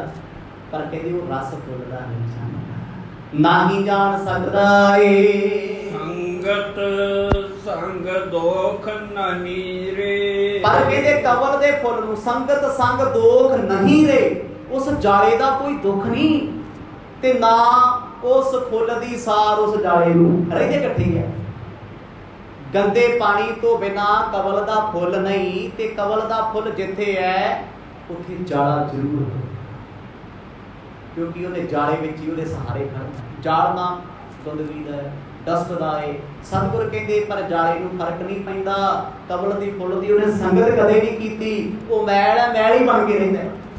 ਪਰ ਕਵਲ ਦੇ ਫੁੱਲ ਨੂੰ ਕੀ ਫਰਕ ਪਿਆ ਵੀ ਮੇਰੀਆਂ ਜੜਾਂ ਚਿੱਕੜ ਵਿੱਚ ਨੇ ਤੇ ਫਿਰ ਮੈਂ ਕਾਹਨੂੰ ਸਾਫ ਸੁਥਰਾ ਹੋਵਾਂ। ਕਿਨੂੰ ਟਹਿਕਦਾ ਮਹਿਕਦਾ ਰਹਿੰਦਾ ਏ। ਦਾਦਰ ਤੂੰ ਕਬੇ ਨ ਜਾਣਸ ਰੇ, ਫਿਰ ਸਤਿਗੁਰਾਂ ਨੇ ਬੜੇ ਪਿਆਰ ਦੇ ਵਚਨ ਆਖੇ, ਕਹਿੰਦੇ ਦਾਦਰ ਤੂੰ ਕਬੇ ਨਾ ਜਾਣਸ ਰੇ। ਦਾਦਰ ਕਹਿੰਦੇ ਡੱਡੂ ਨੂੰ। ਡੱਡੂ ਕੀ ਕਰਦਾ ਹੈ? ਕਵਲ ਫੁੱਲ ਦੀ ਮਹਿਮਾ ਨਹੀਂ ਕਦੇ ਜਾਣਦਾ। ਕਦੇ ਵੇਖ ਲਓ ਜਿੱਥੇ ਕਵਲ ਵਾੜੀਆਂ ਹੋਣਗੀਆਂ, ਕਵਲ ਦੇ ਫੁੱਲ ਲੱਗੇ ਹੋਣਗੇ, ਕਵੀਆਂ ਲੱਗੀਆਂ ਹੋਣਗੀਆਂ, ਡੱਡੂ ਪਾਣੀ 'ਚ ਡੁਬਕੀਆਂ ਲਾਉਂਦਾ, ਛਾਲਾਂ ਮਾਰਦਾ, ਪਰ ਕਦੇ ਉਹ ਕਵਲ ਦੇ ਫੁੱਲ ਦੀ ਖੁਸ਼ਬੂ ਲੈਣ ਨਹੀਂ ਕੋਈ। ਸਤਿਗੁਰ ਕਹਿੰਦੇ ਉਹ ਡੱਡੂਆ ਤੂੰ ਕਦੇ ਕਵਲ ਦੇ ਫੁੱਲ ਦੀ ਸਾਰੀ ਨਹੀਂ ਜਾਣੀ, ਕਮਲ ਕੀ ਸਾਰ ਨਹੀਂ ਮੂਲ ਪਾਈ। ਬਾਣੀ ਦਾ ਵਚਨ ਹੈ, ਕਹਿੰਦੇ ਤੂੰ ਮੁੱਢ ਤੋਂ ਵੀ ਨਹੀਂ ਜਾਣਿਆ ਵੀ ਕਵਲ ਦਾ ਫੁੱਲ ਕਿੰਨਾ ਮਹਿੰਗਾ ਹੈ, ਕਿੰਨਾ ਸੋਹਣਾ ਹੈ, ਕਿੰਨਾ ਖੁਸ਼ਬੂਦਾਰ ਹੈ। ਇਹਦੀਆਂ ਮਹਿਕਾਂ ਲੋਕੀ ਦੂਰੋਂ ਆ ਕੇ ਲੈ ਲੈਂਦੇ, ਪਰ ਤੈਨੂੰ ਨਹੀਂ ਪਤਾ। ਇੱਕ ਦੇ ਕਹਿੰਦੇ ਜਾਲਾ ਅਣਜਾਣ ਸੀ, ਪਰ ਕਮਲ ਦੇ ਫੁੱਲ ਨੂੰ ਜਾਲੇ ਨਾਲ ਕੋਈ ਮਤਲਬ ਨਹੀਂ, ਬੇਪਰਵਾਹ ਹੈ। ਕਹਿੰਦੇ ਦੂਜਾ ਉਹਦੀਆਂ ਜੜਾਂ 'ਚ ਡੱਡੂ ਵੱਸਦਾ, ਪਰ ਉਸ ਡੱਡੂ ਨੇ ਕਦੇ ਕਮਲ ਦੇ ਫੁੱਲ ਦੀ ਸਾਰੀ ਨਹੀਂ ਜਾਣੀ। ਕਦੇ ਵੇਖਿਆ ਜੀ ਡੱਡੂ ਖੁਸ਼ਬੂ ਲੈਂਦਾ ਹੋਵੇ? ਬਸ ਉਹਦੇ ਟਪੂਸੀ ਤੇ ਟਪੂਸੀ, ਕਦੇ ਇੱਧਰ ਨਿਕਲ ਗਿਆ, ਕਦੇ ਉੱਧਰ ਚਲੇ ਗਿਆ, ਬੈਠਾ ਕਿੱਥੇ ਥੱਲੇ। ਪਰ ਉਹਨੂੰ ਇਹ ਨਹੀਂ ਪਤਾ ਵੀ ਜਿਹਦੀ ਸੁਰੱਖਿਆ ਮੈਂ ਕਰਦਾ ਉਹ ਕਿੱਡੀ ਮਹਾਨ ਚੀਜ਼। ਦਾਦਰ ਤੂੰ ਕਬੇ ਨਾ ਜਾਣ ਸਰੇ, ਬਾਣੀ ਕਹਿੰਦੀ ਰਹਿੰਦੀ ਜ਼ਿੰਦਗੀ ਤੱਕ ਤੂੰ ਕਮਲ ਫੁੱਲ ਬਾਰੇ ਕਦੇ ਜਾਣ ਹੀ ਨਹੀਂ ਸਕਦਾ। ਤੇਰਾ ਕਸੂਰ ਨਹੀਂ, ਪਰ ਤੇਰੇ ਖਿਆਲ ਵੀ ਨਹੀਂ ਨਾ। ਜੇ ਤੇਰਾ ਖਿਆਲ ਹੁੰਦਾ, ਤੈਨੂੰ ਕਦਰ ਹੁੰਦੀ, ਤੈਨੂੰ ਕੀਮਤ ਹੁੰਦੀ, ਆਪਣੇ ਫੁੱਲ ਕਮਲ ਸੱਜਣ ਨੂੰ ਤੂੰ ਪਛਾਣ ਲੈਂਦਾ। ਉਹਦੀਆਂ ਜੜਾਂ ਵਿੱਚ ਰਹਿ ਕੇ ਵੀ ਤੂੰ ਕਦੇ ਡੱਡੂਆ ਜਾਣਿਆ ਹੀ ਨਹੀਂ। ਅਖਸ ਸਿਬਾਲ ਬਸਸ ਨਿਰਮਲ ਜਲ। ਉਲਾਂਭਾ ਦੇ ਕੇ ਸਤਿਗੁਰੂ ਕਹਿੰਦੇ ਡੱਡੂ ਰੂਪ ਮਨ ਨੂੰ, ਕਹਿੰਦੇ ਭਖਸ ਸੇਵਾਲ ਨਿਰਮਲ ਜਲ। ਕਹਿੰਦੇ ਉਹ ਸਾਫ਼ ਪਾਣੀ ਵਿੱਚ ਰਹਿਣ ਵਾਲਿਆ ਤੂੰ ਖਾਨਾ ਕੀ ਹੈ? ਕਮਲ ਫੁੱਲ ਦੀਆਂ ਜੜਾਂ ਵਿੱਚ ਲੱਗਿਆ ਜਾਲ। ਡੱਡੂ ਦੀ ਖੁਰਾਕ ਕੀ ਹੈ? ਫੁੱਲ ਦੀ ਜੜ ਵਿੱਚ ਲੱਗਿਆ ਜਾਲ, ਮੈਲ। ਕਹਿੰਦੇ ਭਖਸ ਸੇਵਾਲ, ਸੇਵਾਲ ਨਾਮ ਜਾਲੇ ਦਾ ਹੈ, ਭਖਸ ਨਾਮ ਖਾਣ ਦਾ ਹੈ। ਕਹਿੰਦੇ ਤੂੰ ਖਾਈ ਜਾਂਦਾ ਉਸ ਪਾਣੀ ਵਿੱਚ ਰਹਿ ਕੇ ਜਾਲਾ, ਮੈਲ। ਕਹਿੰਦੇ ਸਵੱਛ ਪਾਣੀ ਦਾ ਆਨੰਦ ਹੀ ਨਹੀਂ ਮਾਣਿਆ, ਕਿਉਂਕਿ ਜਿੱਥੇ ਕਮਲ ਦਾ ਫੁੱਲ ਹੈ ਉਹ ਪਾਣੀ ਨਿਤਰਿਆ ਹੋਇਆ ਉੱਤੇ ਆ ਤੇ ਮੈਲ ਥੱਲੇ ਹੈ। ਸਾਹਿਬ ਕਹਿੰਦੇ ਨਾ ਤੈਨੂੰ ਕਮਲ ਦੇ ਫੁੱਲ ਦੀ ਸਾਰ, ਨਾ ਤੈਨੂੰ ਖੁਸ਼ਬੂ ਦੀ ਸਾਰ, ਤੂੰ ਉਹਦੀਆਂ ਜੜਾਂ ਵਿੱਚ ਵੀ ਬੈਠਾ। ਖਾਦਾ ਕੀ ਮੈਲ? ਭਾਵ ਕੀ ਹੈ? ਗੁਰਦੁਆਰੇ ਵੀ ਜਾਂਦੇ ਆ, ਸਤਸੰਗ ਵਿੱਚ ਵੀ ਜਾਂਦੇ ਆ, ਇਹ ਕਮਲ ਦਾ ਫੁੱਲ ਸੀ। ਜਦੋਂ ਇੱਥੇ ਬਹਿ ਕੇ ਲੋਕਾਂ ਦੀ ਔਗਣ ਵੇਖੀ, ਲੋਕਾਂ ਦੀ ਬੁਰਾਈ ਵੇਖੀ, ਕਮਲ ਦੀ ਸਾਰ ਤਾਂ ਨਹੀਂ ਜਾਣੀ, ਮੈਲ ਇਕੱਠੀ ਕਰ ਲਈ, ਜਾਲਾ ਇਕੱਠਾ ਕਰ ਲਿਆ। ਧਾਰਮਿਕ ਸਥਾਨਾਂ ਤੇ ਗਏ, ਲੋਕਾਂ ਨੂੰ ਵੇਖ ਕੇ ਆ ਗਏ ਲੋਕੀ ਕੀ ਕਰਦੇ ਆ। ਸਾਹਿਬ ਕਹਿੰਦੇ ਕਮਲ ਦਾ ਫੁੱਲ ਤੂੰ ਵੇਖਿਆ ਹੀ ਨਾ, ਔਗਣ ਇਕੱਠੇ ਕਰਕੇ ਆ ਗਏ ਆਏ। ਅੰਮ੍ਰਿਤ ਨਾ ਲਖਸਰੀ, ਪਰ ਤੂੰ ਅੰਮ੍ਰਿਤ ਨਾ ਲਕਸ਼ ਰੇ। ਅੰਮ੍ਰਿਤ ਨਾਮ ਹੈ ਖੁਸ਼ਬੂ ਦਾ। ਗੁਰੂ ਪਾਤਸ਼ਾਹ ਕਹਿੰਦੇ ਤੂੰ ਕਦੇ ਲਕਸ਼ ਜਾਣ ਹੀ ਨਹੀਂ ਸਕਦਾ। ਅੰਮ੍ਰਿਤ, ਅੰਮ੍ਰਿਤ ਕੀ ਹੈ? ਪੀ ਅੰਮ੍ਰਿਤ ਆਗਾਨਿਆ ਔਰ ਅਮਰ ਕਰਾਇਆ। ਉਹ ਅੰਮ੍ਰਿਤ ਜਿਹੜਾ ਮੌਤ ਤੋਂ ਰਹਿਤ ਕਰ ਦਿੰਦਾ ਹੈ। ਕਹਿੰਦੇ ਕਮਲ ਦੇ ਫੁੱਲ ਦੀ ਖੁਸ਼ਬੂ ਅੰਮ੍ਰਿਤ ਹੈ। ਉਹਦਾ ਕਾਰਨ ਦੱਸਣਗੇ ਅੰਮ੍ਰਿਤ ਕਿਉਂ ਹੈ। ਪਰ ਕਹਿੰਦੇ ਤੇਰਾ ਕੀ ਕਸੂਰ ਕੀ ਹੈ, ਤੂੰ ਤੇ ਉਹਦੀ ਕਦਰ ਹੀ ਨਾ ਜਾਣੀ। ਤੂੰ ਅੰਮ੍ਰਿਤ ਜਲ ਨੂੰ ਜਾਣੇਗੀ, ਪਛਾਣਿਆ ਹੀ ਨਹੀਂ, ਉਹਦੀ ਖੁਸ਼ਬੂ ਨੂੰ ਮਾਣੇਗੀ ਕਦੇ ਨਹੀਂ। ਤੂੰ ਖੁਸ਼ ਹੈ, ਬਸ ਜਾਲਾ ਖਾ ਲਿਆ ਵੀ ਆਪਣੀ ਖੁਰਾਕ ਹੈ, ਆਪਣਾ ਤਲਾਬ ਆ, ਆਪਣੇ ਤਲਾਬ 'ਚ ਇੰਨੇ ਫੁੱਲ ਲੱਗੇ ਹੋਏ, ਕਦੇ ਇਹੀ ਮਨ ਕਰਦਾ ਪ੍ਰੀਤ ਕਿੱਡੇ ਅੰਤਰੀ ਭਾਵ ਨੇ। ਮੇਰਾ ਘਰ, ਮੇਰਾ ਬੰਗਲਾ, ਮੇਰੀ ਕੋਠੀ, ਮੇਰਾ ਧੀ ਪੁੱਤਰ, ਪਰ ਕਹਿੰਦੇ ਖੁਸ਼ਬੂ ਅੰਮ੍ਰਿਤ ਪਰਮਾਤਮਾ ਨੂੰ ਕਦੇ ਨਹੀਂ ਜਾਣਿਆ ਜਿਹਨੇ ਸਾਰਾ ਕੁਝ ਦਿੱਤਾ ਹੈ। ਜਾਲੇ ਦਾ ਹੀ ਰੌਲਾ ਪਾਈ ਫਿਰਦਾ, ਖੂਹ ਦਾ ਖੂਹ ਜੋਗਾ ਹੀ ਹੈ, ਬਸ ਜਿੰਨੇ ਵਿੱਚ ਹੈ ਉਹਨੇ 'ਚ ਹੀ ਆਫਰਿਆ ਫਿਰਦਾ ਹੈ। ਮਹਾਰਾਜ ਸਮਝਾ ਰਹੇ ਸਾਲਸਰਾਏ ਜੌਹਰੀ ਨੂੰ, ਕਹਿੰਦੇ ਆ ਸਿੱਕਿਆਂ ਨੂੰ ਮਾਇਆ ਨੂੰ ਇਕੱਠੀ ਕਰਕੇ ਤੂੰ ਕਹਿੰਦਾ ਮੇਰੇ ਵਰਗਾ ਸ਼ਾਹੂਕਾਰ ਕੋਈ, ਕਿੰਨੇ ਆਏ ਕਿੰਨੇ ਗਏ, ਪਰ ਤੂੰ ਤੇ ਰੱਬ ਨੂੰ ਜਾਣਿਆ ਹੀ ਨਹੀਂ। ਡੱਡੂ ਦਾ ਸੁਭਾਅ ਖੁਸ਼ਬੂ ਲੈਣਾ ਨਹੀਂ, ਸਿਰਫ ਮੈਲ ਖਾਣੀ ਹੈ, ਗੰਦਗੀ ਖਾਣੀ ਹੈ। ਡੱਡੂ ਤੁਹਾਨੂੰ ਉਹ ਥਾਵਾਂ ਤੇ ਪਾਏ ਜਾਣਗੇ ਜਿੱਥੇ ਗੰਦਗੀ ਹੋਏਗੀ, ਜਿੱਥੇ ਪਾਣੀ ਮੈਲਾ ਹੋਏਗਾ। ਡੱਡੂ ਦਾ ਕਸੂਰ ਇਹ ਆ ਵੀ ਉਹ ਕਦੇ ਸਾਫ਼ ਪਾਣੀ 'ਚ ਰਹਿ ਨਹੀਂ ਸਕਦਾ। ਰੱਖ ਕੇ ਵੇਖ ਲਓ, ਬਾਲਟੀ 'ਚ ਸਾਫ਼ ਪਾਣੀ ਪਾ ਕੇ ਡੱਡੂ ਰੱਖ ਲਿਓ, ਛਾਲ ਮਾਰ ਕੇ ਹੋ ਜਾਂਦਾ। ਪਰ ਜਿੱਥੇ ਰੁਕੇਗਾ ਕਿੱਥੇ? ਜਿੱਥੇ ਦੁਨੀਆ ਭਰ ਦਾ ਗੰਦਾ ਪਾਣੀ ਡਿੱਗੇਗਾ, ਮੈਲਾ ਪਾਣੀ ਡਿੱਗੇਗਾ, ਉਹ ਉਹਦੀ ਖਾਰਗਾ ਹੈ, ਉੱਥੇ ਰੁਕਦਾ, ਉੱਥੇ ਰੁਕਦਾ। ਸਾਹਿਬ ਕਹਿੰਦੇ ਅੰਮ੍ਰਿਤ ਨਾ ਲਕਸ਼ ਰੇ। ਭਾਈ ਤੂੰ ਇਸ ਅੰਮ੍ਰਿਤ ਸੁਗੰਧੀ ਨੂੰ ਕਦੇ ਜਾਣ ਸਕਦਾ ਹੀ ਨਹੀਂ। ਬਸ ਜਲ ਨਿਤ ਨ ਵਸਤ ਅਲੀਅਲ। ਬੇਸ਼ੱਕ ਕਮਲ ਦਾ ਫੁੱਲ ਪਾਣੀ ਵਿੱਚ ਵਸਦਾ ਹੈ, ਪਰ ਕਹਿੰਦੇ ਭੌਰਾ ਕਦੇ ਪਾਣੀ 'ਚ ਨਹੀਂ ਰਹਿੰਦਾ। ਅਲੀਅਲ, ਅਲੀ ਨਾਮ ਭੌਰੇ ਦਾ, ਅਲ ਨਾਮ ਫੁੱਲ ਦਾ। ਫੁੱਲ ਤੇ ਬੈਠਣ ਵਾਲਾ ਅਲੀਅਲ ਭੌਰਾ ਚਿੱਕੜ 'ਚ ਨਹੀਂ ਰਹਿੰਦਾ, ਛੱਪੜ 'ਚ ਨਹੀਂ ਰਹਿੰਦਾ। ਆਇਆ ਵੀ ਨੇੜੇ ਤੋਂ ਨਹੀਂ, ਪਤਾ ਨਹੀਂ ਵਿਚਾਰਾ ਕਿੱਥੋਂ ਚੱਲ ਕੇ ਆਇਆ। ਉਡਾਰੀ ਭਰ ਕੇ ਆਇਆ, ਉਹਨੇ ਆਪਣੀ ਉਡਾਨ ਵਿੱਚ ਇਹ ਨਹੀਂ ਵੇਖਿਆ ਵੀ ਮੈਂ ਇੱਥੋਂ ਉੱਡ ਕੇ ਛੱਪੜ ਦੇ ਵਿਚਕਾਰ ਜਾਣਾ। ਆ ਇੰਨੇ ਏਰੀਏ 'ਚ ਜੇ ਖੰਭ ਬੰਦ ਹੋ ਗਏ, ਜੇ ਉੱਡਿਆ ਹੀ ਨਾ ਗਿਆ, ਡੁੱਬ ਵੀ ਸਕਦਾ ਥੱਲੇ। ਪਾਣੀ ਤੇ ਸਮੁੰਦਰ ਵਰਗਾ ਹੀ ਹੈ ਨਾ ਉਹਦੇ ਲਈ, ਉਹ ਆਪ ਤੇ ਛੋਟਾ ਜਿਹਾ। ਪਰ ਕਹਿੰਦੇ ਉਹ ਕਮਲ ਦੇ ਫੁੱਲ ਦੀ ਸਾਰ ਜਾਣਦਾ, ਬੜੀ ਦੂਰੋਂ ਚੱਲ ਕੇ ਆਇਆ। ਨਾ ਉਹਨੇ ਡੱਡੂ ਵੇਖਿਆ, ਨਾ ਉਹਨੇ ਮੱਛੀ ਵੇਖੀ, ਨਾ ਉਹਨੇ ਜਾਲਾ ਵੇਖਿਆ, ਤੇ ਨਾ ਵੇਖਿਆ ਚਿੱਕੜ। ਦੇਖਿਆ ਕੀ? ਕਮਲ ਦਾ ਫੁੱਲ ਜੋ ਖਿੜਿਆ ਹੋਇਆ ਏ। ਮੋਰ ਚੱਚਾ ਗੁਣ ਰੇ। ਕਹਿੰਦੇ ਫੇਰ ਮੋਰ ਚੱਚਾ ਗੁਣ ਰੇ। ਉਹਦਾ ਗੁਣ ਕੀ ਸੀ? ਉਹਨੇ ਚੱਖ ਲਿਆ ਕੇ ਕਮਲ ਦੇ ਫੁੱਲ ਦਾ ਰਸ। ਭੌਰੇ ਚੂਸਦੇ ਆ ਰਸ, ਕਮਲ ਦੇ ਫੁੱਲ ਤੇ ਆ ਕੇ ਬਹਿੰਦੇ ਆ। ਭਾਵੇਂ ਭੌਰੇ ਨੇ ਆਪਣੀ ਜ਼ਿੰਦਗੀ ਦੀ ਵਾਦੀ ਕਮਲ ਦੇ ਫੁੱਲ ਲਈ ਲਾਤੀ, ਉਹਨੇ ਫੁੱਲ ਦੀ ਕਦਰ ਪਾਈ, ਪਰ ਉਹਨੇ ਕਦੇ ਉਲਾਂਭਾ ਨਹੀਂ ਦਿੱਤਾ ਵੀ ਜਿਸ ਸੱਜਣ ਲਈ ਮੈਂ ਮਰਿਆ ਉਹਨੇ ਮੇਰੀ ਕਦਰ ਨਹੀਂ ਪਾਈ। ਕਮਲ ਦੇ ਫੁੱਲ ਦੀ ਇੱਕ ਕਮਜ਼ੋਰੀ ਆ, ਉਹਦੇ ਵਿੱਚ ਵਿਚਕਾਰ ਤਿੱਖਾ ਕੰਡਾ। ਭੌਰਾ ਆਉਂਦਾ ਹੈ, ਸਵੇਰ ਵੇਲੇ ਆਇਆ ਜਦੋਂ ਖਿੜਿਆ ਸੀ, ਖੁਸ਼ਬੂ ਲੈਂਦਾ ਲੈਂਦਾ ਉਹਦੇ ਅੰਮ੍ਰਿਤ ਰਸ ਵਿੱਚ ਇੰਨਾ ਮਗਨ ਹੋ ਗਿਆ, ਇੰਨਾ ਮਗਨ ਹੋ ਗਿਆ, ਉਹਨੂੰ ਇਹ ਨਹੀਂ ਪਤਾ ਲੱਗਿਆ ਵੀ ਕਦੋਂ ਕਮਲ ਦੇ ਫੁੱਲ ਦੀਆਂ ਪੰਖੜੀਆਂ ਕਲੋਜ਼ ਹੋਣ ਲੱਗ ਪਈਆਂ, ਬੰਦ ਹੋਣ ਲੱਗ ਪਈਆਂ। ਕਹਿੰਦੇ ਸੱਜਣ ਦੀ ਜ਼ਿੰਦਗੀ, ਸੱਜਣ ਦੀ ਗੋਦ ਉਸ ਭੌਰੇ ਦੇ ਵਾਸਤੇ ਕੈਦ ਬਣ ਗਈ, ਪਰ ਕਹਿੰਦੇ ਉਸ ਜ਼ੁਲਫਾਂ ਦੀ ਕੈਦ ਵਿੱਚ ਵੀ ਖੁਸ਼ ਹੈ। ਕਹਿੰਦੇ ਜਿਉਂ ਜਿਉਂ ਹਨੇਰਾ ਹੋਇਆ, ਕਮਲ ਦਾ ਫੁੱਲ ਟਾਈਟ ਹੋਇਆ, ਬਿਲਕੁਲ ਬੰਦ ਹੋਇਆ, ਭੌਰੇ ਦੇ ਵਿੱਚ ਦੀ ਤਿੱਖਾ ਕੰਡਾ ਪਾਰ ਹੋ ਗਿਆ। ਆਇਆ ਖੁਸ਼ਬੂ ਲੈਣ ਸੀ, ਖੁਸ਼ਬੂ ਚੱਖੀ ਹੈ, ਖੁਸ਼ਬੂ ਦਾ ਰਸ ਮਾਣਿਆ, ਤਿੱਖਾ ਕੰਡਾ ਉਹਦੇ ਲਈ ਫਾਂਸੀ ਬਣ ਗਿਆ, ਫਾਹਾ ਬਣ ਗਿਆ। ਪਰ ਕਹਿੰਦੇ ਦੂਰੋਂ ਉੱਡ ਕੇ ਆਉਣ ਵਾਲਾ ਕਦਰਦਾਨ ਸੱਜਣ ਦੀ ਯਾਰੀ ਦੀ ਭੇਟ ਚੜ੍ਹ ਗਿਆ। ਫਿਰ ਸਮਾਂ ਪਿਆ, ਤੇਲ ਕੱਢਣ ਵਾਲੇ ਲੋਕ ਆਏ, ਖੁਸ਼ਬੂ ਕੱਢਣ ਵਾਲੇ, ਇਤਰ ਫਲੇਲ ਜੋ ਬਣਾਉਂਦੇ, ਉਹਨੇ ਕਮਲ ਦਾ ਫੁੱਲ ਲਿਆ ਕੇ ਪਾਣੀ ਚੋਂ ਪਹਿਲਾਂ ਸੁੱਟਤਾ, ਅੱਗ ਤੇ ਰੱਖ ਲਿਆ।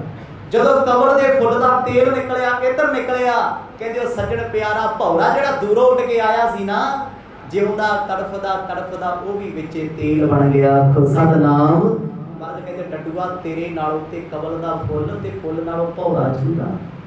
ਜਿਸ ਭੌਰੇ ਨੇ ਜ਼ਿੰਦਗੀ ਦੀ ਪਰਵਾਹ ਨਹੀਂ ਕੀਤੀ, ਮਿੱਤਰਤਾ ਦੋਸਤੀ ਕਦੇ ਲਾਭ ਹਾਨੀਆਂ ਵੇਖ ਕੇ ਨਹੀਂ ਲੱਗਦੀ, ਕਦੇ ਘਾਟੇ ਵਾਧੇ ਵੇਖ ਕੇ ਨਹੀਂ ਲੱਗਦੀ। ਜਿੱਥੇ ਅਸੀਂ ਸੋਚੀਏ ਨਾ ਘਾਟਾ ਏ ਵਾਧਾ, ਜੇ ਗੁਰਦੁਆਰੇ ਆਉਣ ਲੱਗੇ ਰੱਬ ਨੂੰ ਮਿੱਤਰ ਬਣਾ ਲਿਆ ਕੀ ਰਹੇਗਾ ਰੱਬ, ਫਲਾਣੀ ਥਾਂ ਤੇ ਸੇਵਾ ਕਰਾਂਗੇ ਕੀ ਮਿਲੂਗਾ, ਬੈਨੀਫਿਟ ਕੀ ਹੈ, ਇਹਦੇ ਨਾਲ ਨਾ ਕਰ ਚੰਗਾ ਹੈ। ਮਿੱਤਰਤਾ ਤੇ ਉਹ ਜਿੱਥੇ ਆਪਾਂ ਕੁਰਬਾਨ ਕਰਤਾ, ਆਪਾਂ ਸੌਂਪ ਦਿੱਤਾ। ਗੁਰੂ ਨਾਨਕ ਸਾਹਿਬ ਮਹਾਰਾਜ ਕਹਿੰਦੇ ਉਸ ਭੌਰੇ ਨੇ ਭਾਈ ਰਸ ਚੱਖਿਆ, ਕਮਲ ਦੇ ਫੁੱਲ ਦਾ ਰਸ ਦਿਨ ਭਰੇ ਉਹਨੇ ਮਾਣਿਆ ਏ। ਚੰਦ ਕੁਮਦਨੀ ਦੋਹਰ ਹੋ ਨਿਵਸਸ। ਫਿਰ ਅਗਲਾ ਗੁਣ ਦੱਸਦੇ ਨੇ, ਦਿਨ ਵਿੱਚ ਖਿੜਦਾ ਏ ਕਮਲ ਤੇ ਰਾਤ ਨੂੰ ਖਿੜਦੀਆਂ ਨੇ ਕਵੀਆਂ। ਚੰਦ ਕੁਮਦਨੀ ਦਿਨ ਸੱਸ, ਮਹਾਰਾਜ ਕਹਿੰਦੇ ਉਹ ਨਿਵਸਸ, ਨਿਵਸਸ ਤੋਂ ਭਾਵ ਹੈ ਸਿਰ ਨਿਵਾਉਂਦੀਆਂ ਨੇ ਚੰਦਰਮਾ ਨੂੰ। ਤੁਸੀਂ ਕਦੇ ਨੋਟ ਕਰਿਓ, ਕਮਲ ਦਾ ਫੁੱਲ ਖਿੜੂਗਾ, ਜਿੱਧਰ ਸੂਰਜ ਦਾ ਮੂੰਹ ਉਧਰ ਉਧਰ ਜਾਊਗਾ, ਧਿਆਨ ਉਧਰ ਰਹੂਗਾ। ਜਿਵੇਂ ਸੂਰਜਮੁਖੀ ਦਾ ਫੁੱਲ ਕੁਦਰਤੀ ਹੈ। ਹੁਣ ਸੂਰਜਮੁਖੀ ਤੇ ਕਮਲ ਦਾ ਫੁੱਲ ਜੇ ਸੂਰਜ ਛਿਪਦਾ ਤੇ ਕਲੋਜ਼ ਹੋਣਗੇ, ਢਲਦੇ ਜਾਣਗੇ। ਫਿਰ ਰਾਤ ਨੂੰ ਕਮਲ ਫੁੱਲ ਦੀ ਪ੍ਰਜਾਤੀ ਜਿਹਨੂੰ ਕਹਿੰਦੇ ਕਮੀਆਂ, ਅਖਾੜੇ ਨਾ ਚੜਦਾ ਰਹੀ ਵੇ ਸੂਰਜਾ ਕਮੀਆਂ ਦੇ ਵੇੜੇ। ਕਮੀਆਂ ਕਿਹੜੀਆਂ ਨੇ? ਰਾਤ ਵੇਲੇ ਖਿੜਨ ਵਾਲੇ ਚਿੱਟੇ ਕਮਲ ਦੇ ਫੁੱਲ ਜੋ ਆਕਾਰ ਵਿੱਚ ਬਹੁਤ ਛੋਟੇ ਨੇ, ਉਹਨਾਂ ਨੂੰ ਕਮੀਆਂ ਕਿਹਾ ਜਾਂਦਾ। ਪਰ ਉਹਨਾਂ ਦਾ ਵੀ ਕੋਈ ਸੱਜਣ ਹੈ, ਉਹਨਾਂ ਦਾ ਸੱਜਣ ਹੈ ਚੰਦਰਮਾ। ਕਮੀਆਂ ਖਿੜਦੀਆਂ ਚੰਦ ਨੂੰ ਵੇਖ ਕੇ, ਸੂਰਜ ਨੂੰ ਵੇਖ ਮੁਰਝਾ ਜਾਂਦੀਆਂ ਨੇ। ਕਮਲ ਦਾ ਫੁੱਲ ਖਿੜਦਾ ਸੂਰਜ ਵੇਖ ਕੇ, ਚੰਦਰਮਾ ਨੂੰ ਵੇਖ ਕੇ ਕਮਲ ਦਾ ਫੁੱਲ ਮੁਰਝਾ ਜਾਂਦਾ ਹੈ। ਕਹਿੰਦੇ ਚੰਦ ਕੁਮਦਨੀ ਸੂਰਜ ਦੀ ਵਸਾਸ। ਜਿਵੇਂ ਸੂਰਜ ਨੂੰ ਵੇਖ ਉਹਨਾਂ ਸਿਰ ਨਹੀਂ ਨਵਾਇਆ, ਚੰਦਰਮਾ ਨੂੰ ਵੇਖ ਕੇ ਸੀਸ ਨਵਾ ਦਿੱਤਾ। ਕਹਿੰਦੇ ਇਹ ਉਹਨਾਂ ਦੀ ਸ਼ਰਧਾ ਸੀ, ਇਹ ਉਹਨਾਂ ਦਾ ਪ੍ਰੇਮ ਸੀ। ਉਹ ਚੰਦ ਤੋਂ ਬਗੈਰ ਕਿਸੇ ਨੂੰ ਵੇਖ ਕੇ ਖਿੜਦੀਆਂ ਨਹੀਂ। ਅੰਨ ਭੋ ਕਾਰਨ ਰੇ, ਕਹਿੰਦੇ ਅੰਨ ਭਾਉ ਕਾਰਨ ਰੇ। ਸਤਿਗੁਰ ਕਹਿੰਦੇ ਇਹ ਕਾਰਨ ਨੇ ਉਹਨਾਂ ਦੇ ਪ੍ਰੇਮ ਦੇ, ਜਿਹਨੂੰ ਪ੍ਰੇਮ ਕਹਿੰਦੇ ਆ। ਹੁਣ ਕਮੀਆਂ ਨੇ ਚੰਦਰਮਾ ਤੋਂ ਕੀ ਲੈਣਾ, ਜਿਹੜਾ ਧਰਤੀ ਤੋਂ 84 ਲੱਖ ਕਿਲੋਮੀਟਰ ਦੀ ਦੂਰੀ ਤੇ, 3,84,000 ਕਿਲੋਮੀਟਰ ਦੀ ਦੂਰੀ ਤੇ ਹੈ। ਐਡੀ ਦੂਰ ਵੇਖ ਰਹੀਆਂ ਨੇ ਚੰਦਰਮਾ, ਉਹਦੀ ਰੋਸ਼ਨੀ, ਉਹਦੇ ਤੋਂ ਮਿਠਾਸ ਲੈ ਰਹੀਆਂ ਨੇ। ਪਰ ਸੂਰਜ ਕਰੋੜਾਂ ਕਿਲੋਮੀਟਰ ਦੂਰ ਹੈ। ਕਮਲ ਦਾ ਫੁੱਲ ਉਹਦੇ ਵੱਲ ਵੇਖਦਾ ਹੈ। ਕਦੇ ਮਿਲਣ ਬਾਰੇ ਨਹੀਂ ਸੋਚਿਆ ਵੀ ਉਹ ਧਰਤੀ ਤੇ ਆਊ, ਕਦੇ ਚੰਦ ਜਾਂ ਸੂਰਜ ਧਰਤੀ ਤੇ ਮਿਲ ਲਾਉਣਗੇ ਕਮਲ ਦੇ ਫੁੱਲ ਨੂੰ, ਨਹੀਂ ਨਾ। ਪਰ ਯਾਰੀ ਕਿੱਡੀ ਵੱਡੀ ਹੈ, ਪਿਆਰ ਕਿੱਡਾ ਵੱਡਾ ਹੈ। ਉਹ ਸੂਰਜ ਨੂੰ ਵੇਖ ਕੇ ਕਮੀਆਂ ਨਹੀਂ ਖਿੜਦੀਆਂ, ਚੰਦ ਨੂੰ ਵੇਖ ਕੇ ਖਿੜ ਰਹੀਆਂ। ਕਮਲ ਦਾ ਫੁੱਲ ਕਦੇ ਚੰਦਰਮਾ ਨੂੰ ਵੇਖ ਕੇ ਨਹੀਂ ਖਿੜਦਾ, ਉਹਨੇ ਕਦੇ ਆਪਣਾ ਯਾਰ ਛੱਡ ਦੂਜਾ ਯਾਰ ਨਹੀਂ ਬਣਾਇਆ। ਇਹ ਪ੍ਰੇਮ ਦੀ ਖੇਡ ਹੈ। ਕਹਿੰਦੇ ਪ੍ਰੇਮ ਵੇਖੋ ਭੌਰੇ ਦਾ। ਉਹਨੇ ਇਹ ਨਹੀਂ ਕਦੇ ਕਿਹਾ ਵੀ ਇਹ ਕਮਲ ਦਾ ਫੁੱਲ ਸੂਰਜ ਨੂੰ ਵੇਖ ਕੇ ਖਿੜਦਾ ਹੈ, ਮੈਂ ਇਹਦੇ ਤੇ ਮਰੀ ਜਾਂਦਾ, ਮੈਂ ਇਹਦੇ ਪਿੱਛੇ ਮਰਦਾ, ਨਹੀਂ ਦੇਖਿਆ। ਉਹਦਾ ਪ੍ਰੇਮ ਸੀ, ਉਹ ਖੁਸ਼ਬੂ ਦਾ ਆਸ਼ਿਕ ਹੈ। ਉਹਨੇ ਖੁਸ਼ਬੂ ਤੇ ਆਪਾ ਕੁਰਬਾਨ ਕੀਤਾ ਏ। ਅੰਮ੍ਰਿਤ ਖੰਡ ਦੂਧ ਮਦ ਸੰਚਸ। ਪਾਤਸ਼ਾਹ ਕਹਿੰਦੇ ਅੰਮ੍ਰਿਤ ਖੰਡ ਦੂਧ ਮਦ ਸੰਚਸ।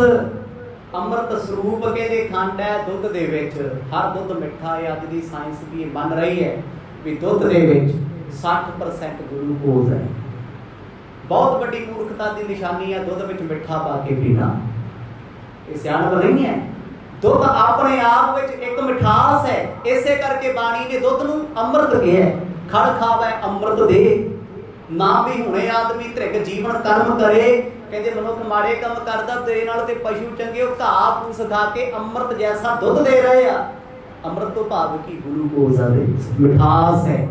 ते जेड़ा मनुख दुध विच मिठा पा पा के पींदा है दुनिया विच ओदा इलाज कोई नहीं, क्योंकि 60% पहले ही ओदे च मिठा है ते तू ठोक लिया लै के मिठा। तेनू बचाऊ कौन? केड़ी दवाई बचाऊ?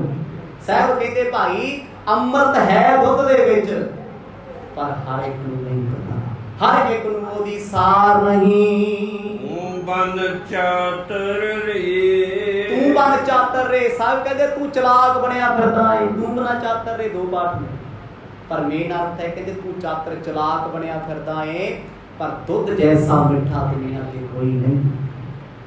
हुण आप बाणी सुणदे हो तुसीं को कि मिठा किवें? भगत फरीद लिखदे शक्कर खंड निवात गुड़ माखियो वाजा दुध। अगे की कहते आ सभे वस्तु मिठियां रब ना भोजन दुध। शक्कर खंड जो भी है सारी चीज़ां मिठियां ने, पर कहते मिठा ते दुध भी है।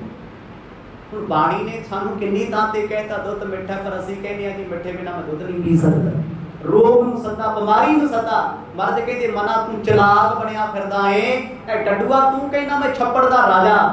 उपर तेरे इस कवल दे फुल ते कोई आया, कोई दिन भर बैठा रहा, तेनू सार नहीं, तू जाड़े खा खा जिंदगी गुजार गया।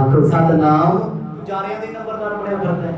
भैया जिन्हें तलाब दे जाड़े आ मेरी खुराक है, मेरे ने इत्थे मैं दूजा डड्डू नहीं आउण देना। ये कहते डड्डूआं वाली सोच। टपूसी वड्डी है, शाल वड्डी है, हमें दी मेरे वर्गा अमीर कोई नहीं, पर सोच बहुत छोटी जाड़े खाना। गुरु नानक साहब के वचना ने साल सराय अंदरों झिझोड़ दिता। मर्द कहते तू चादर बनया फिरदा है, तू चलाक बनया फिरदा है, ये चलाकियां कम नहीं आउणियां। अपना आप तू कबू न छोड़स, अपना आप तू कबू न छोड़स। कहते तू कदे भी अपनी हौमे नहीं छड्डदा। अपना आप छड्डण तो भाव हंकार ते हौमे दोने चीज़ां लग लग छड्डी किसे ने होगी। असीं धर्मी बन के भी कहते हैं मेरे वर्गा पाठी, मेरे वर्गा ज्ञानी, मेरे वर्गा सियाणा, मेरे वर्गा मतलब उठण वाला कोई नहीं। गुरु साहब कहते भाई तू अपने आप को चलाक समझदा है, सियाणप तेरे कोल है, पर तू कदे ये नहीं जानिया मैं किन्ने गुनाह कीते ने। अपनियां सियाणपां करके अपने आप ही महान बनया फिरदा है। पिसन प्रीत ज्यों रे, तेरी चलाकी की है? कहंदे पिसन प्रीत ज्यों रे। पिसन कहंदे चुगलखोर नूं। तेरी यारी किहदे नाल है? चुगलखोर नाल।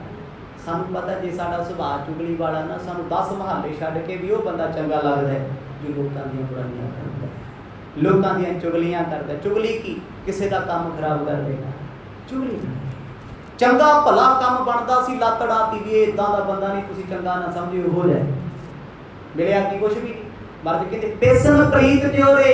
चुगलखोरां नाल प्रीत पाउण वाला अपने आप नूं चलाक समझदा है, पर जिस चुगलखोर नाल बैठ के वो गल करदा है वो भलेखा भुल गया उहनूं भी जिहदे कोल मैं चुगली कीती इहनूं ते गल पचदी कोई नहीं ने, मेरी भी किसे कोल करनी। आखो सतनाम।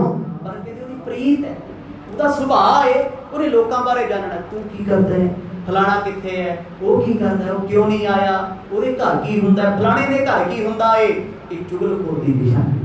ਪਿਸਨ ਪ੍ਰੀਤ ਜਿਉਂ ਰੇ। ਬਾਣੀ ਕਹਿੰਦੀ ਭਾਈ ਜਿਵੇਂ ਚੁਗਲਾਂ ਦੀ ਇੱਕ ਪ੍ਰੀਤ ਹੈ, ਇੱਕ ਕੰਨ ਰਸ ਦਾ ਸਵਾਦ ਹੈ, ਇੱਕ ਚਸਕਾ ਹੈ।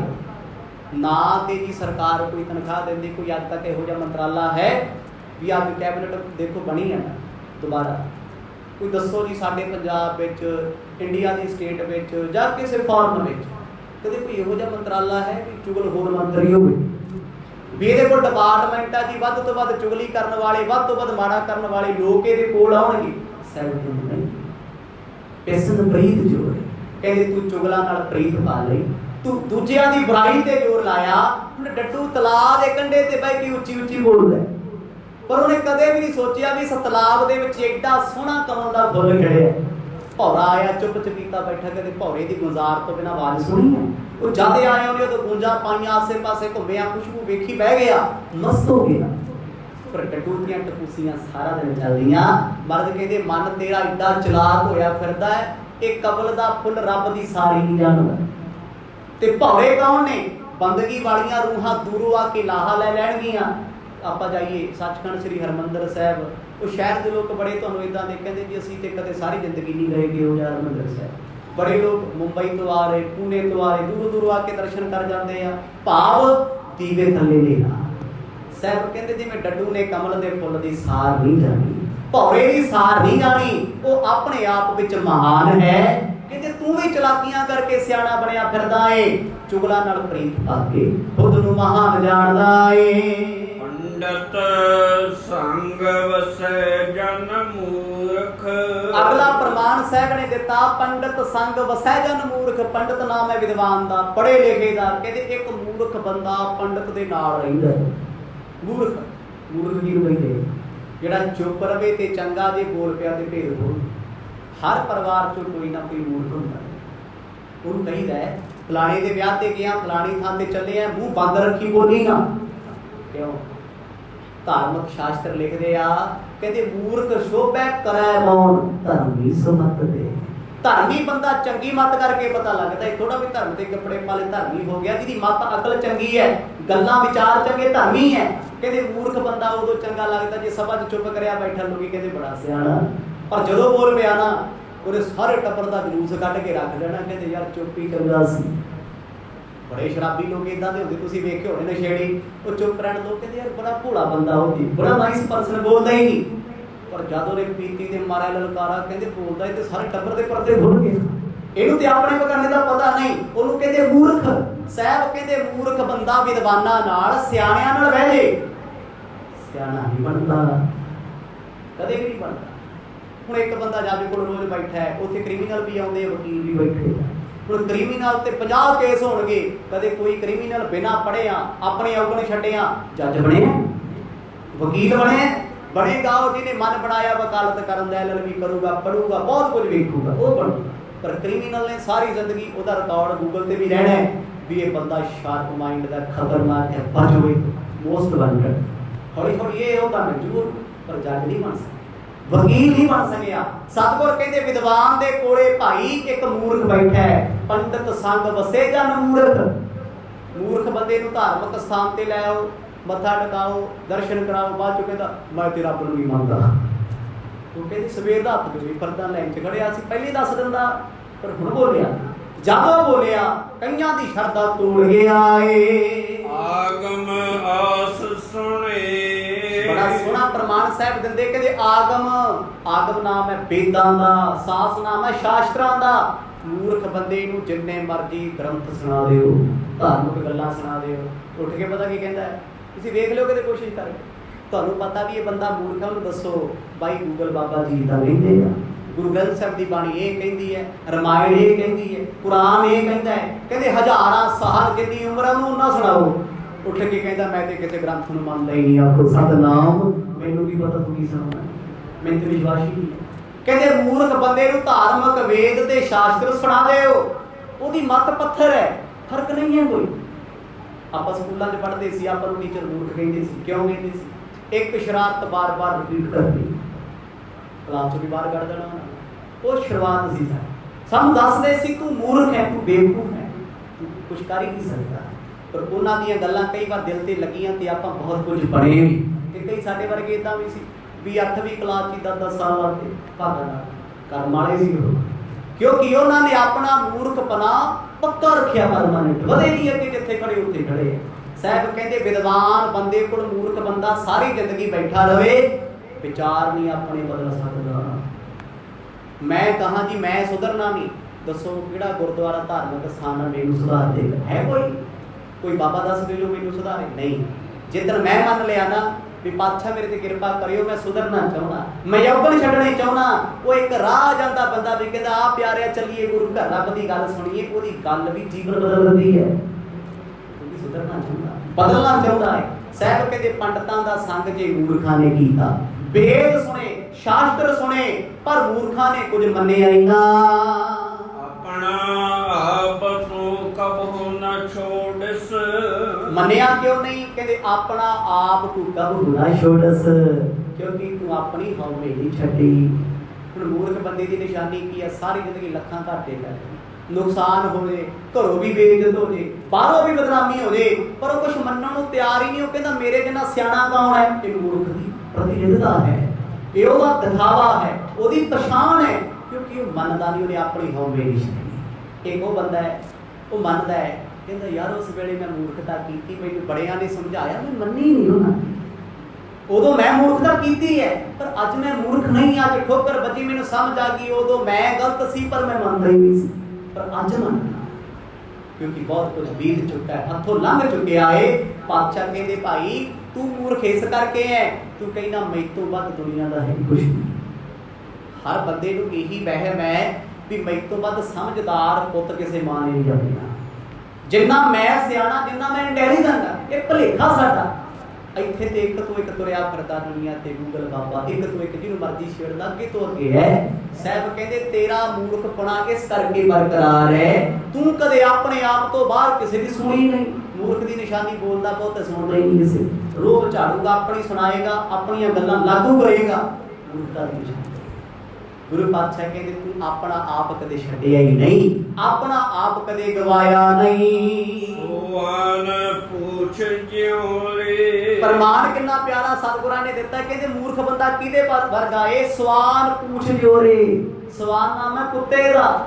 ਇੱਕ ਉਦਾਹਰਨ ਹੈ, ਕਹਿੰਦੇ ਕੁੱਤੇ ਦੀ ਪੂਛ 12 ਸਾਲ ਕਿਸੇ ਲੈਬ ਦੀ ਨਲੀ ਚ ਪਾ ਕੇ ਰੱਖੋ ਤਾਂ ਵੀ ਸਿੱਧੀ ਨਹੀਂ ਹੁੰਦੀ। ਕਿਉਂ? ਕਿਉਂਕਿ ਜੁਗਾੜ ਹੈ।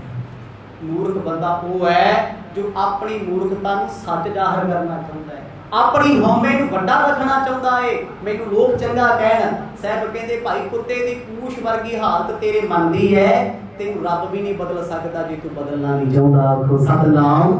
ਹੈ ਕੋਈ ਦੁਨੀਆ ਤੇ ਜੀ ਬੰਦਾ ਕਹੇ ਵੀ ਮੈਂ ਮਾੜੇ ਕੰਮ ਕਰੂੰ, ਮੈਨੂੰ ਹਟਾ ਕੇ ਵਿਖਾਓ, ਬਦਲ ਸਕਦਾ ਹੈ? ਬਦਲੇਗਾ ਉਹਦਾ ਜਿੱਦਣ ਠੋਕਰ ਬਣੀ ਲੱਗੀ, ਕੁਝ ਸਮਝਣਾ ਚਾਹੁੰਦਾ, ਕੁਝ ਸਿੱਖਣਾ ਚਾਹੁੰਦਾ, ਉਹ ਵੇਖਦਾ ਵੀ ਮੈਂ ਦੁਨੀਆ ਤੋਂ ਅਲੱਗ ਚੱਲਦਾ, ਮੈਂ ਗਲਤ ਹਾਂ। ਪਰ ਮਰਦ ਕਹਿੰਦੇ ਕੁੱਤੇ ਦੀ ਪੂਛ ਕਦੇ ਸਿੱਧੀ ਹੋਈ? ਬਾਣੀ ਲਿਖਦੀ ਹੈ ਸਵਾਨ ਪੂਛ ਲਿਓ ਭਇਓ ਨਾ ਸੁਧੋ, ਬਹੁਤ ਯਤਨ ਮੈਂ ਕੀਨੋ। ਗੁਰੂ ਤੇਗ ਬਹਾਦਰ ਸਾਹਿਬ ਮਹਾਰਾਜ ਕਹਿੰਦੇ ਕੁੱਤੇ ਦੀ ਪੂਛ ਕਦੇ ਸਿੱਧੀ ਨਾ ਹੋਈ, ਹਜ਼ਾਰਾਂ ਯਤਨ ਮੈਂ ਕੀਤੇ। ਇਸ਼ਾਰਾ ਕਿੱਧਰ ਹੈ? ਮੂਰਖ ਬੰਦੇ। ਮੂਰਖ ਬੰਦਾ ਲੱਖਾਂ ਦੇ ਘਾਟੇ ਜਾਲੂ, ਪਰ ਕਦੇ ਸੁਧਰ ਨਹੀਂ ਸਕਦਾ। ਆਖੋ ਸਤਨਾਮ। ਮਤ ਕੋਈ ਸਮਾਂ ਖਰਾਬ ਕਰੇ ਵੀ ਮੈਂ ਮੂਰਖ ਨੂੰ ਵਿਦਵਾਨ ਬਣਾ ਦਿਆਂਗਾ, ਸਿਆਣਾ ਬਣਾ ਦਿਆਂਗਾ। ਗੁਰਬਾਣੀ ਕਹਿ ਰਹੀ ਹੈ, ਸਾਹਿਬ ਕਹਿੰਦੇ ਕੁੱਤੇ ਦੀ ਪੂਛ ਜਿਵੇਂ ਸਿੱਧੀ ਨਹੀਂ ਨਾ ਹੁੰਦੀ, ਕਹਿੰਦੇ ਮੂਰਖ ਮਨ ਤੇ ਮੂਰਖ ਬੰਦਾ ਕਦੇ ਬਦਲਿਆ ਜਾ ਨਹੀਂ ਸਕਦਾ। ਇੱਕ ਪਾਖੰਡੀ ਨਾਮ ਨ ਰਚੈ। ਇੱਕ ਪਾਖੰਡੀ ਨਾਮ ਨਾ ਰਚੈ। ਮੂਰਖ ਦੀ ਪਰਿਭਾਸ਼ਾ ਧਰਮ ਵਿੱਚ ਕੀ ਹੈ? ਕਹਿੰਦੇ ਪਖੰਡ ਕਰਦਾ ਪਰ ਨਾਮ ਨਾ ਰਚਿਆ ਨਹੀਂ, ਦਿਖਾਵਾ ਬੜਾ ਕੀਤਾ ਧਰਮ ਦਾ, ਕੱਪੜੇ ਧਰਮ ਦੇ ਤਾਈ ਕਰਦਾ, ਲੋਕਾਂ 'ਚ ਬੜਾ ਹੁੰਦੇ ਹੋਏ ਨਾਮ ਜਪਿਆ, ਉੱਠਿਆ ਗੁਰੂ ਸਵੇਰੇ, ਆਪ ਕਿੰਨੇ ਵਜੇ ਉੱਠਦਾ ਕੋਈ ਪਤਾ ਨਹੀਂ, ਆਪ ਖਾਣਾ ਨਹੀਂ ਖਾਣਾ, ਲੋਕਾਂ ਨਾਲ ਲੜਦਾ ਫਿਰਦਾ, ਆਪ ਛੱਡੇ ਹੀ ਕੁਛ ਨਹੀਂ।